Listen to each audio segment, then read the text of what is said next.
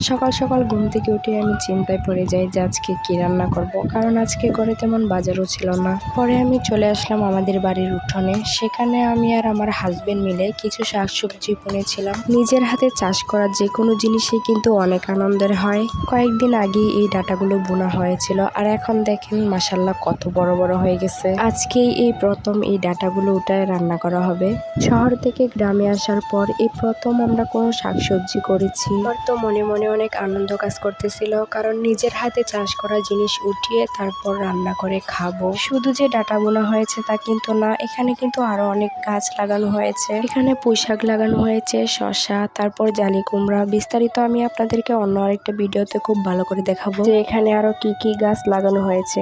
যাই হোক, এই তো আমি ডাঁটা উঠিয়ে এখন ঘরে নিয়ে আসলাম। এই তো আমি এখন ডাঁটাগুলো সুন্দর করে কেটে বেছে তারপর সুন্দর করে ধুয়ে রান্না করতে নিয়ে যাব। ডাঁটা উঠিয়ে তো আমি মহা বিপদে পড়ে গেলাম। কেউ বলতেছে যে ছোট মাছ দিয়ে রান্না করার জন্য, আবার কেউ বলতেছে বড় মাছ দিয়ে রান্না করার জন্য। যাই হোক, শেষ পর্যন্ত বড় মাছেরই জয় হলো। আর এই তো ডাঁটাগুলো খুব ভালো করে কেটে বেছে ধুয়ে নিয়েছি, সাথে কিন্তু আমি মাছটাও পরিষ্কার করে ধুয়ে নিয়ে আসলাম রান্না করার জন্য একবারে। আসলে রান্না করতে না যতটুকু সময় লাগে তার থেকে বেশি সময় লাগে রান্নার খোটা বাছা করে নিতে। আর এই তো আমি কড়াইতে হালকা একটু তেল দিয়ে তারপর এখানে পেঁয়াজ আর কাঁচামরিচটা একটু ভালো করে ভেজে নিয়েছি। তারপর এখানে আমি মশলা যা যা মশলা লাগে সবকিছু দিয়ে ভালো করে কষিয়ে নিচ্ছিলাম। এরপর আমি এখানে ডাঁটাগুলো দিয়ে দিব। মশলাতে ডাঁটাগুলো দিয়ে নেড়ে চেড়ে খুব ভালো করে কষিয়ে নিব।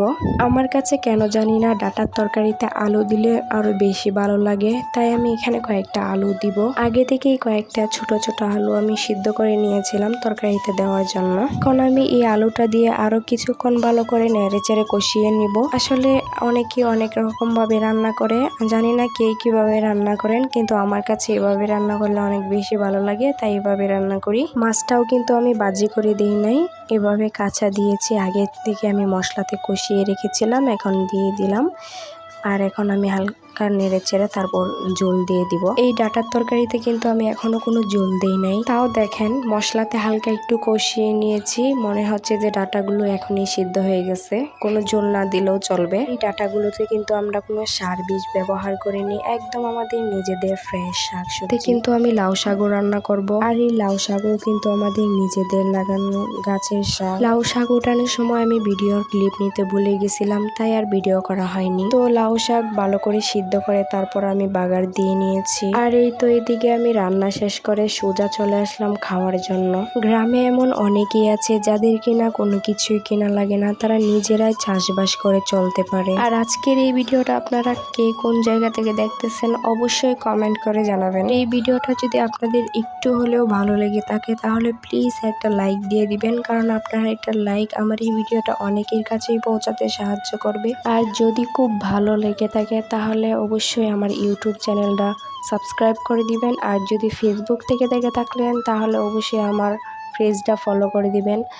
আর সবাই ভালো থাকবেন, সুস্থ থাকবেন, অবশ্যই আমাকে সাপোর্ট করবেন, কারণ আপনাদের সাপোর্ট ছাড়া তো আমার সামনে এগোনো সম্ভব না। তো আজকের মতো এখানেই বিদায় নিচ্ছি। সবাই ভালো থাকবেন, সুস্থ থাকবেন। আল্লাহ হাফেজ, আসসালামু আলাইকুম।